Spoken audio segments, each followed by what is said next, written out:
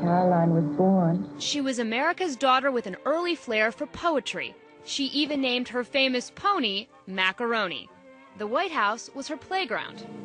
But tragedy struck Camelot. After her father's assassination and a very public childhood, Caroline Kennedy stayed out of the spotlight. She married an artist and they had 3 children, maintaining a quiet life in New York.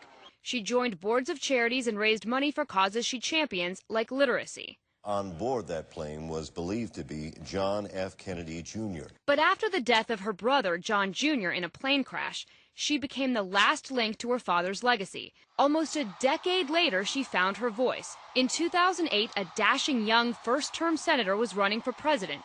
For many, Barack Obama was reminiscent of JFK from almost 50 years before.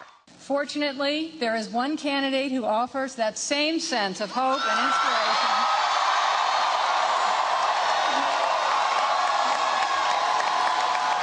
And I am proud to endorse Senator Barack Obama for President of the United States. A year later, she was ready for a political role of her own. I'd be honored to be considered.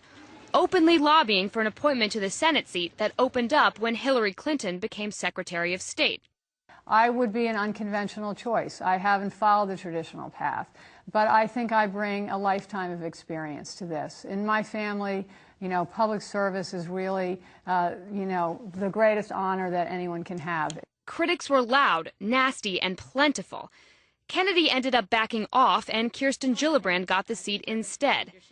8 months later, Ted Kennedy died, leaving a gaping hole in the Senate. The Kennedys were fading from political prominence. And it would be a few years before a cousin, Joe Jr., went to Washington to serve in the House. Every person deserves to be treated fairly. But Caroline kept going, straight into 2012. Barack Obama is the kind of leader my father wrote about in Profiles in Courage. He doesn't just do what's easy. He does what's hard. He does what's right. And now, the president who evokes memories of her father is officially bringing her into the political fold in her own right. If he taps her officially, Caroline Kennedy will be the first woman to hold the U.S. post in Tokyo.